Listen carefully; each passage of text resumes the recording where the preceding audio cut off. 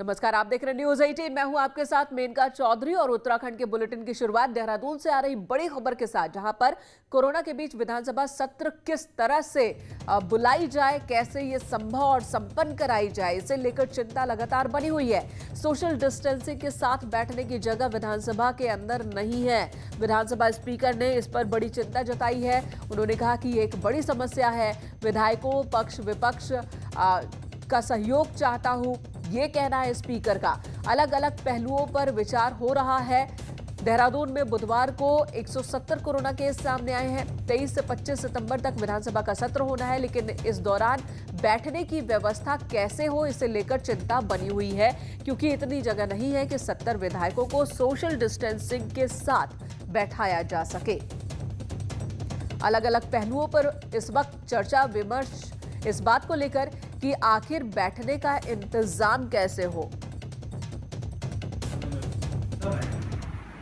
उसकी कैपेसिटी 70 विधायकों की है और सिटिंग अरेंजमेंट भी वैसे ही है। और वो जो क्षेत्रफल कहें या जो भी उसका व्यास कहें, वो भी लगभग उतना ही है। तो ये चुनौती हमारे सामने है। यानी कुल मिला के मैं सभी का सहयोग चाह रहा हूँ, और यदि सभी का सहयोग मिला तो हम बहुत अच्छा सत्र यहाँ पे संपन्न कर पाएंगे। लेकिन सवाल यही है कि आखिर क्या व्यवस्था हो सकती है। दीपांकर भट्ट हमारे सहयोगी देहरादून से हमारे साथ मौजूद हैं।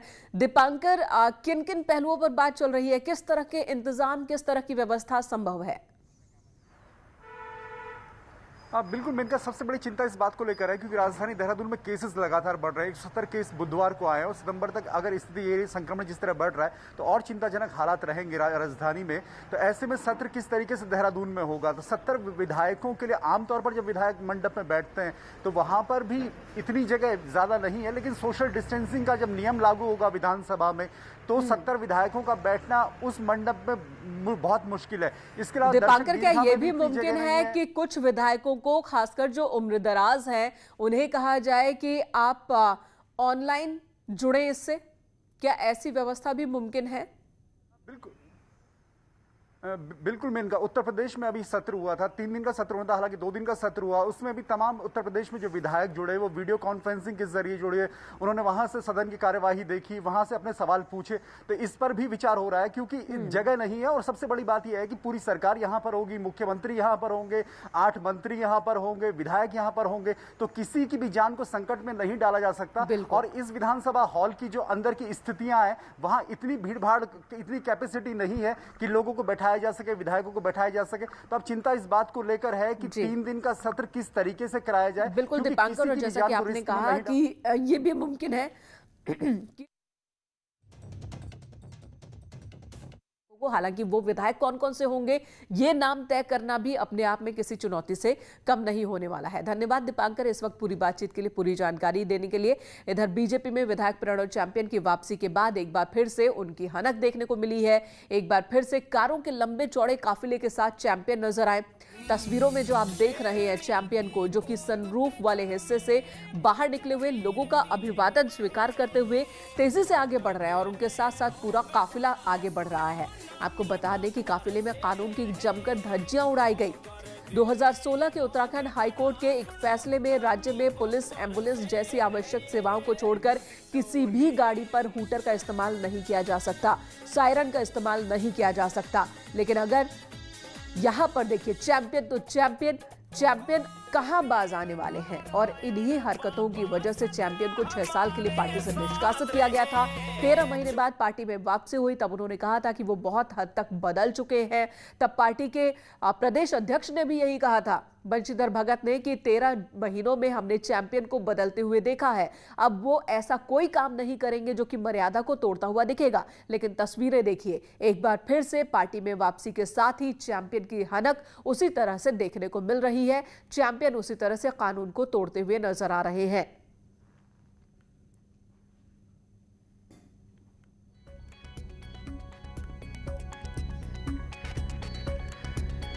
और विधायक चैंपियन की बीजेपी में वापसी को लेकर कांग्रेस ने प्रदेश अध्यक्ष बंशीधर भगत को निशाने पर लिया। कांग्रेस के प्रदेश अध्यक्ष प्रीतम सिंह ने क्या कहा, वो भी आपको सुनाते हैं।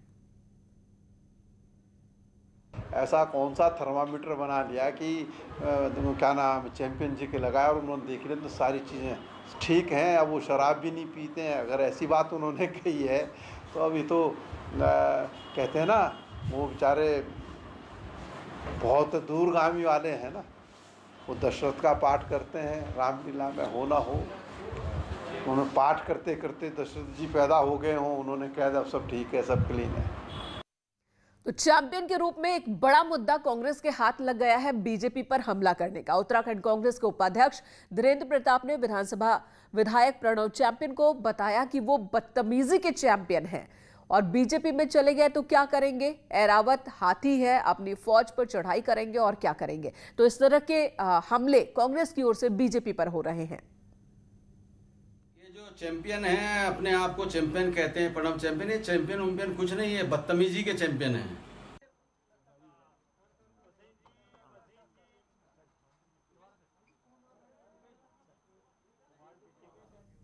तो बद्रीनाथ से बीजेपी के विधायक महेंद्र भट्ट ने कुंवर प्रणव चैंपियन की ओर से स्वागत में सायरन बजाने वाली गाड़ियों का इस्तेमाल करने को लेकर समर्थन किया। उनका कहना है कि चैंपियन ताकतवर जनप्रतिनिधि हैं, लगातार चुनाव जीतते हैं। भट्ट ने अपने बयान से साफ कर दिया कि 13 महीनों तक बीजेपी से निष्कासित चैंपियन की वापसी का आखिर आधार क्या है। चैंपियन एक जनप्रतिनिधि है, 4 बार से जीते हैं और जिला पंचायत में भी बार बार जीत रहे हैं। उनकी धर्मपत्नी सदस्य रही हैं उसमें। और जब उनका भाजपा में वापसी हुई तो उन्होंने किसी को नहीं बुलाया, लोग स्वतः आए हैं।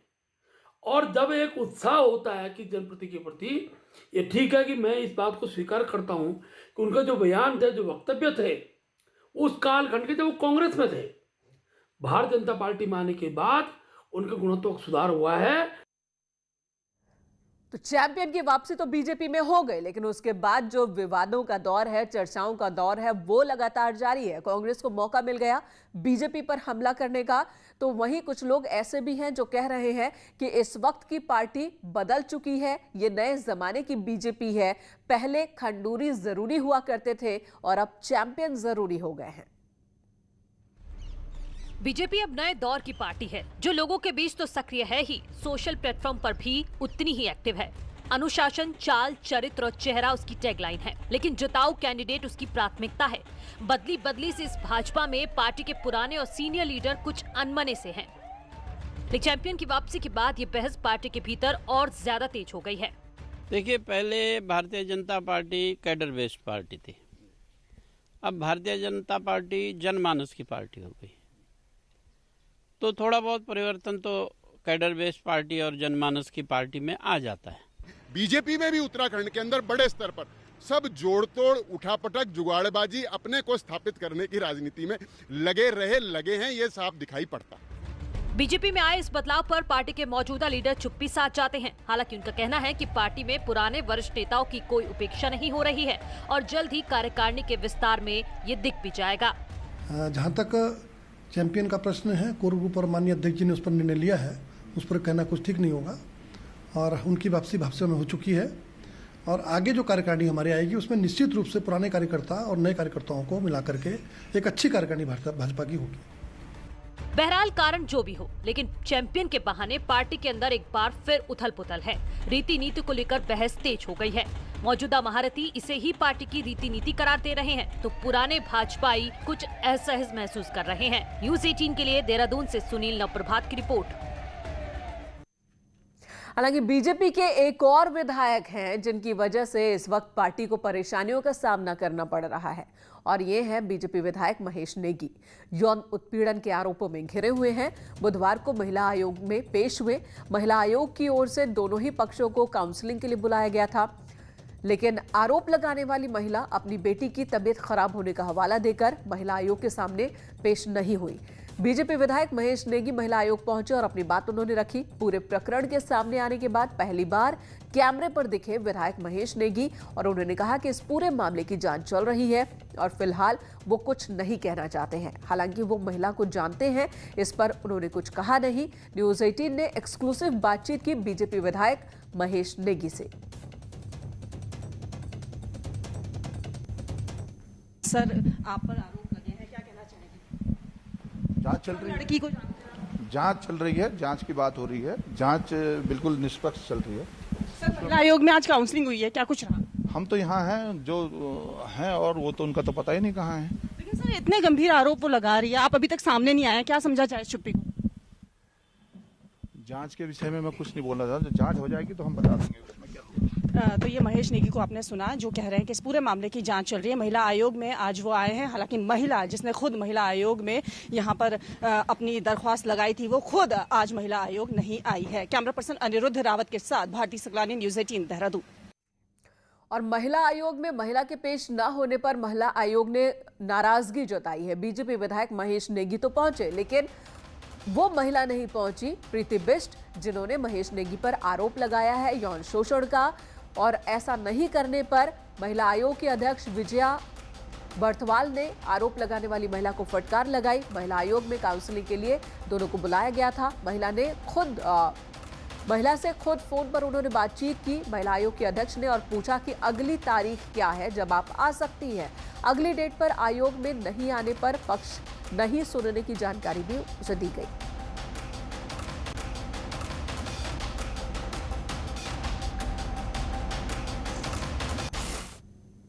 चलिए बात कांग्रेस की कर लेते हैं। 2022 से पहले कांग्रेस एकजुट होने की बात कह रही है, लेकिन पार्टी में अंदरूनी कलह एक बार फिर सामने आता नजर आ रहा है। एक बार फिर किशोर उपाध्याय के बयानों के बाद एकजुटता पर सवाल उठने लगे हैं। कांग्रेस नेता किशोर उपाध्याय ने बीते 10 दिनों में पार्टी सिस्टम और 3 बड़े नेताओं पर कई सवाल खड़े किए हैं। कुछ नेताओं को लेकर किशोर उपाध्याय ने यहां तक कह दिया है कि गलत नेताओं पर निवेश नहीं किया जाना चाहिए। अब कई बार हम गलत इन्वेस्टमेंट कर देते हैं, नुकसान होता है ना।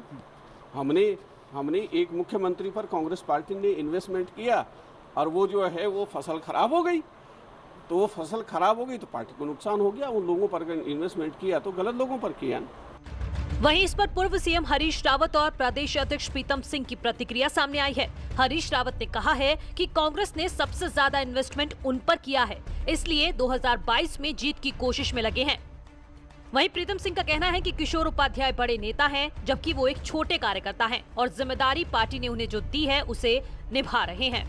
बहुत सही कहा है कि जो इस समय हैं सक्रिय कांग्रेस के अंदर, उनमें कांग्रेस ने सर्वाधिक मुझ में ही इन्वेस्ट किया है।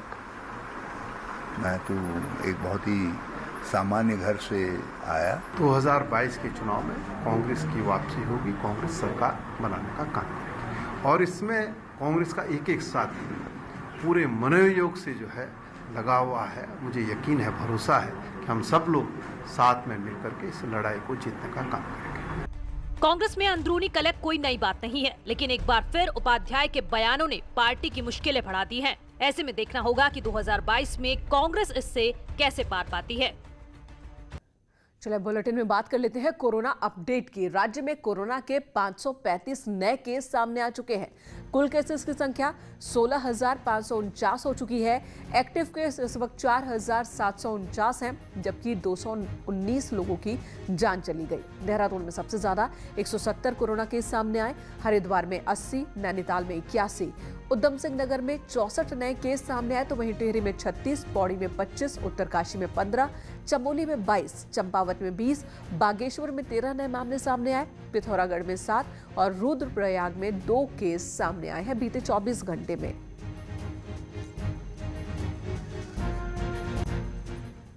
और देहरादून से बड़ी खबर, जहां पर CM Trivendra Singh Rawat self quarantine में है और क्वारंटीन का उनका दूसरा दिन है। शुक्रवार तक क्वारंटीन में रहेंगे सीएम।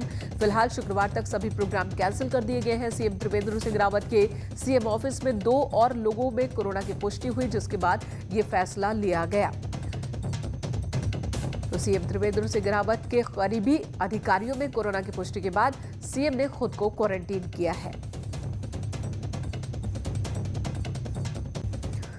उधर हरिद्वार से खबर, जहां पर राज्य मंत्री विनोद आर्य भी कोरोना पॉजिटिव पाए गए। विनोद आर्य सोमवार को जिला योजना समिति की बैठक में मौजूद थे।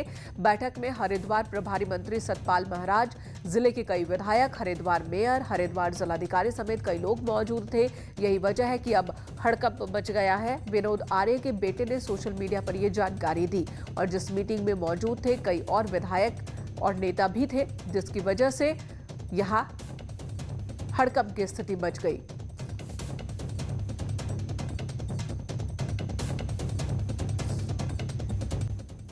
तो कोरोना के मामले प्रदेश में लगातार ही बढ़ते जा रहे हैं। मौत का आंकड़ा भी लगातार बढ़ रहा है। उत्तराखंड में अब तक कोरोना से 219 लोगों की जान चली गई, लेकिन हैरानी की बात यह है कि सबसे ज्यादा मौत देहरादून में हुई है। 105 लोगों की मौत देहरादून में हुई, जबकि हरिद्वार में 33, नैनीताल में 44 और उधम सिंह नगर में 15 मौत हुई है। वहीं 26 जुलाई से लेकर 22 अगस्त तक 4 हफ्तों में मौत का ग्राफ तेजी से बढ़ा है। पहले हफ्ते में 20, दूसरे हफ्ते में 34, तीसरे हफ्ते में 34 और चौथे हफ्ते में 44 लोगों की जान गई। हालांकि स्वास्थ्य सचिव अमित नेगी का कहना है कि करीब 90% मौत की वजह मरीज को पहले से हुई कोई बड़ी बीमारी है। वहीं कोरोना के हालात पर नजर बनाए रखने वाली संस्था के फाउंडर अनूप नौटियाल का कहना है कि देश के मुकाबले उत्तराखंड में इन्फेक्शन रेट बढ़ रहा है।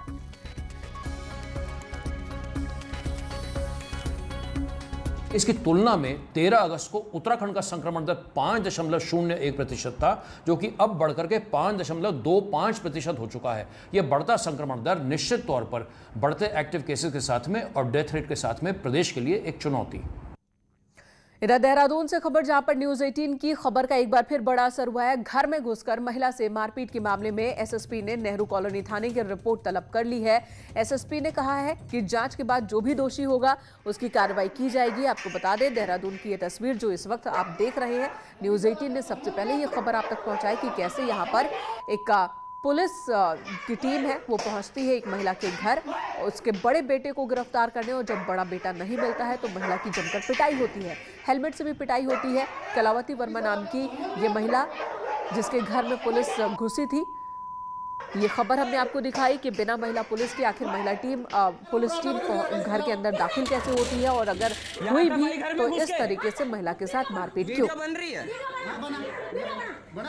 बन रही मैं बाहर नहीं जाने का। तो पुलिस की हेकड़ी देखिए कि ये भी धमकी दे रहा है पुलिस वाला कि वीडियो अगर बना रहे हो तो बना लो। चलिए खबर उत्तरकाशी से, जहां पर पुरोला ब्लॉक के दूरवर्ती ग्रामीण क्षेत्र सरबड़ियार क्षेत्र में भारी भूस्खलन की वजह से जो एकमात्र रास्ता था, एकमात्र सड़क, वो बर्बाद हो गई, जिसके बाद स्थानीय लोग जान जोखिम में डालकर उफनते नाले को पार कर रहे हैं। स्थानीय लोगों को अपनी ज़रूरतों की चीज़ों को बाजार से लाने के लिए भी इन्हीं रास्तों से होकर गुजरना पड़ता है, और मजबूरी देखिए इनकी। नाले में तेज़ी से पानी का बहाव और डंडों के सहारे से ज़मीन तलाश कर करके ये आगे बढ़ रहे हैं। बच्चे बुजुर्ग इसी तरीके से इस उफनते नाले को पार कर रहे हैं।